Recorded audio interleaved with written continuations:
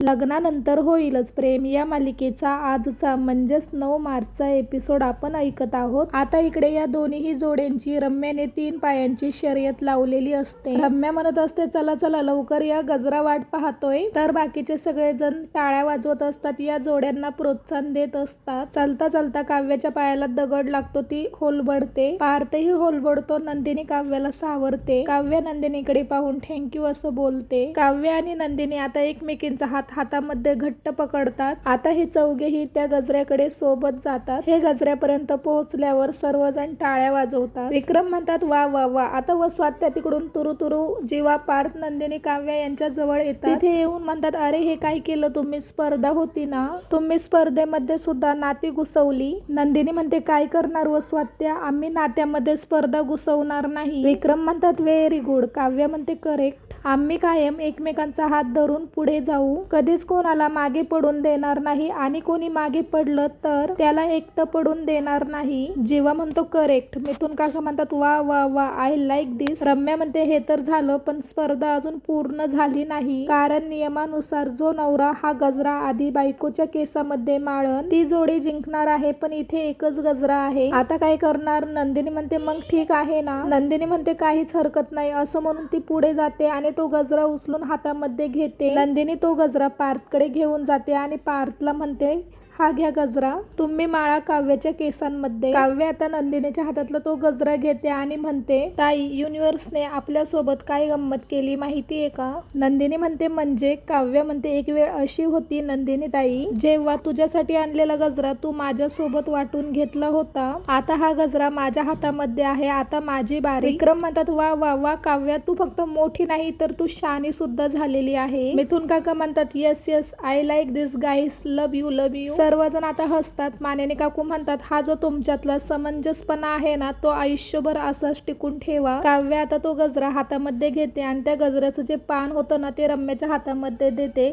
काव्य त्या गजऱ्याचे 2 तुकडे करते, एक पारच्या हातामध्ये देते, एक जीवाच्या हातामध्ये देते. आता हे दोघेही आपापल्या बायकांच्या केसांमध्ये गजरा माळतात. विक्रम, मिथुन काका, युगंधर, मानेने काकू सर्वजण टाळ्या वाजवतात. रम्या खूप चिडलेली असते. रम्या ते हातातलं पान हातामध्ये चुरगळते. रम्या हळूहळू मागे सरकत असते आणि तिच्या पायाला ते दगडी टोचतात, जी दगडी तिनेच काव्यासाठी आणलेली असतात. आता इकडे रम्या तिच्या रूम मध्ये तिच्या पायाला लागलेला दगड काढत असते. वस्वात्या तिथे औषधं घेऊन येतात आणि म्हणतात बघू बघू कुठे लागलंय, दाखव मला, मी औषध लावते त्याला. रम्या आता जागेवरून उठते आणि होलबडत 2 पावलं पुढे चलते. वस्वात्या रम्याचा हात पकडतात आणि म्हणतात अगं कुठं चाललीस बाळा तू, पायाला लागलंय तुझ्या, मी औषध लावून देते. रम्या म्हणते अगं आई, ह्या असल्या औषधांनी माझ्या वेदना बऱ्या होणार नाही, खरं तर मला वेदनांचं सुद्धा आकर्षण वाटायला लागलंय. वस्वात्या म्हणतात जीव घेतेस का माझा. हा. रम्या हसत हसत म्हणते आता सुताक लागून काय फायदा आहे, लग्न तर झालं आई. वस्वात्या म्हणतात रम्या मूर्खासारखं बडबडू नको, खाली बस असं म्हणून त्या रम्याला सोप्यावर बसवतात आणि त्या सुद्धा तिथे बसतात. वस्वात्या म्हणतात जरा माणसांमध्ये ये आणि बोल माझ्याशी. मेहंदीपासनं हळदीपर्यंत, हळदीपासनं संगीतापर्यंत, संगीतापासनं लग्नापर्यंत सतत धाकधूक होती माझ्या मनामध्ये की तू काही करणार तर नाहीस ना, आणि तू काहीच केलं नाही. मला आपलं सतत वाटत राहिलं तू नंदिनी किंवा काव्याला काहीतरी दुखापत करशील. पांढरी साडी सुद्धा घेऊन ठेवली होतीस ना तू, पार्थाने तुझ्या नावाची पत्रिका सुद्धा छापून ठेवली होतीस ना तू. एवढ्यावरच नाही थांबली तू, पदरामध्ये हळकुंड दडून आणली आणि ती उखळीमध्ये टाकली. रम्या आता हसायला लागते. वस्वात्या म्हणते अगं हसतेस तू. अगं रम्या, तू जेव्हा नंदिनी आणि काव्याला फेसपॅक लावला तेव्हा सुद्धा मला असं वाटलं की तू काहीतरी करणार आहे त्यांना. संगीतामध्ये जपून जपून जा पुढे या गाण्यावर नाचलीस, संकेत दिला त्यांना. लग्न लागल्यानंतर जेव्हा वरात निघाली तेव्हा मी तुला म्हटलं अगं वरात निघाली तेव्हा तू काय म्हणालीस, घरी तर पोचून दे. तेव्हा मला असं वाटलं की तू गाडीचे ब्रेक तर फेल नाही ना केले, पण तू तर काही. रम्या म्हणते काहीही केलेलं नाही. रम्या म्हणते सॉरी मी तुला डिसअपॉइंट केलं का. वस्वात्या म्हणतात अगं रम्या. रम्या म्हणते अगं आई, मी असं काही करणारच नव्हते, खूप आधीच ठरले माझं हे. वस्वात्या म्हणतात हो का, तू जर असं काही करणारच नव्हती तर सगळ्यांच्या डोक्यावर टांगती तलवार का धरली की तू काहीतरी करशील म्हणून. रम्या म्हणते हेच तर हवं होतं म्हणतो नीट लग्न होईल का, रम्या काही करणार तर नाही ना, अशी भीती हवी होती प्रत्येकाच्या मनामध्ये लग्न लागेपर्यंत. आणि तेच झालं. तूच किती घाबरली होती असं म्हणून रम्या मोठ्या मोठ्याने हसायला लागते. वसुआत्या म्हणतात लग्न लागलं रम्या, आणि मला एक सांग काय मिळवलंस ग या लग्नातनं. रम्या म्हणते विश्वास. कसं आहे ना, नंदिनी आणि पार्स सोडले तर घरातल्या प्रत्येकाचा विश्वास आहे माझ्यावर. आपले आधीचे उद्योग बघता एरवी हे शक्य झालं असतं का. वसुआत्या रम्याकडे रागाने पाहतात. रम्या हसत म्हणते तूच केले सगळे उद्योग. वसुआत्या म्हणतात तुझ्यासाठीच केलं होतं. रम्या म्हणते हो, म्हणून मला हे करावं लागलं. त्यांच्या लग्नात आनंदाने सामील झाले. हळद लावली, मेहंदी लावली, त्यांच्या संगीत मध्ये नाचले. एवढंच नाही तर लग्नानंतरचे खेळ सुद्धा मी स्वतःच अरेंज केले. आता माझ्यावर कोणीही अविश्वास दाखवणार नाही. आता सगळ्यांना असंच वाटेल की मी पार्थचा विचार सोडून दिलाय. रम्या बदललीये. आता इकडे जीवा आणि नंदिनी त्यांच्या बेडरूमचा दरवाजा उघडतात. आतमध्ये मस्त सजावट केलेली असते. मंडळी मला हेच कळत नाही त्या सजावट करणाऱ्यांना कसं काय कळलं असेल की या दोघांची भांडणं झालं. त्यांनी बघा ना बेडच्या मधोमध पिलो टाकलाय.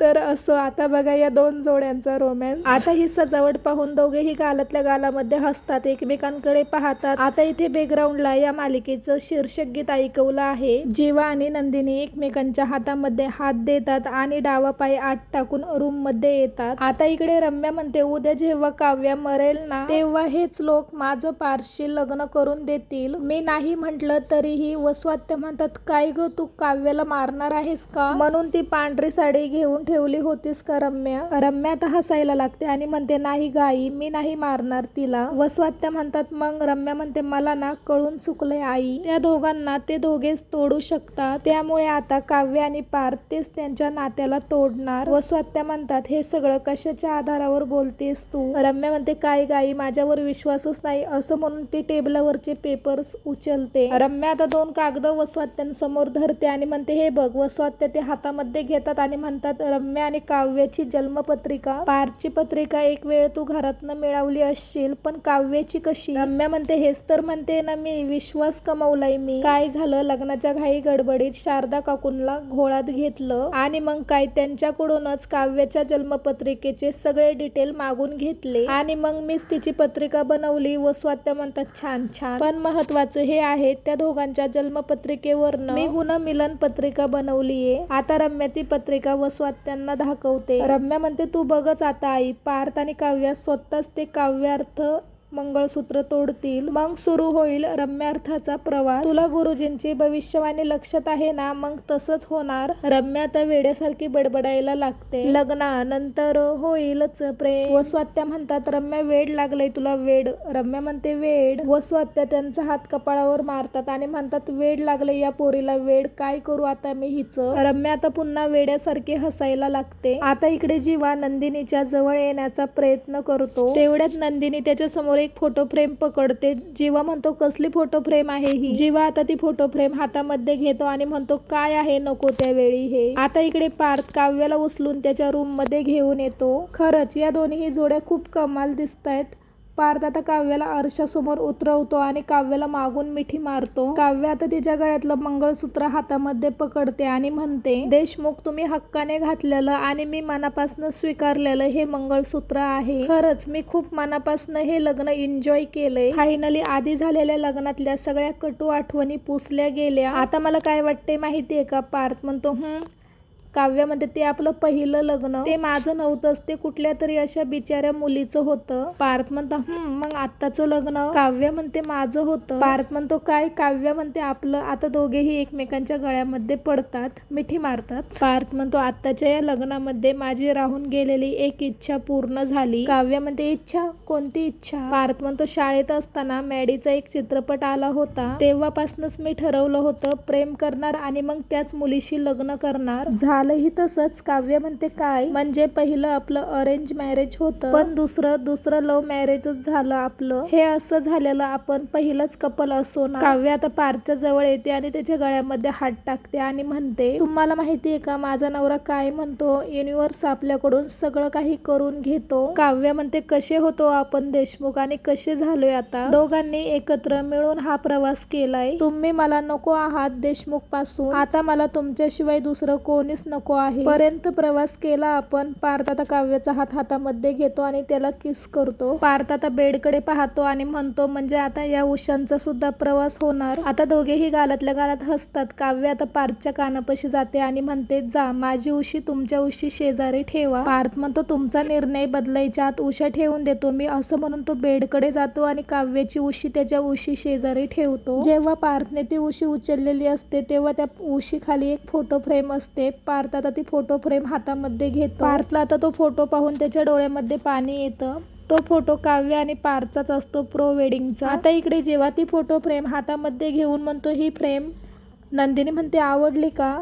जेव्हा म्हणतो खूप. आणि ही फोटो फ्रेम तूच? नंदिनी म्हणते हा मीच आणि सॉरी आधीची फोटो फ्रेम माझ्याकडून फुटली होती म्हणून मग म्हटलं आपण नवीन फ्रेम बनवून आणूयात. जेव्हा म्हणतो ऍक्च्युली बरं झालं तू ती जुनी फ्रेम फोडली. हा कारण त्या जुन्या फोटो फ्रेम मध्ये जीवा नंदिनी होते पण जीवांदिनी नव्हती. नंदिनी म्हणते म्हणजे हिंदीतले आसू होते पण मराठीतले हसू नव्हते. नंदिनी आता तो फोटो टेबलवर ठेवते आणि म्हणते पण आता यापुढे हा फोटो इथेच त्याची जागा पटकावून बसणार आहे.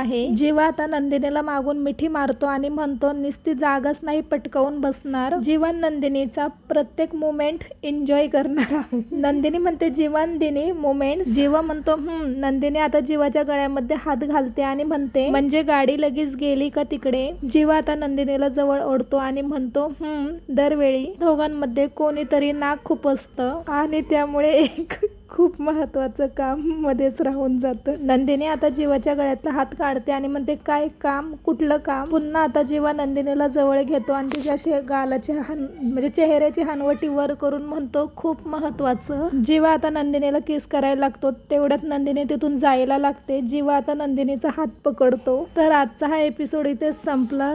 काय काय दाखवतील या मालिकेमध्ये सांगता येत नाही. टीव्हीवर बघत असाल तर काळजी घ्या. लहान मुलांसोबत हा एपिसोड पाहू नका.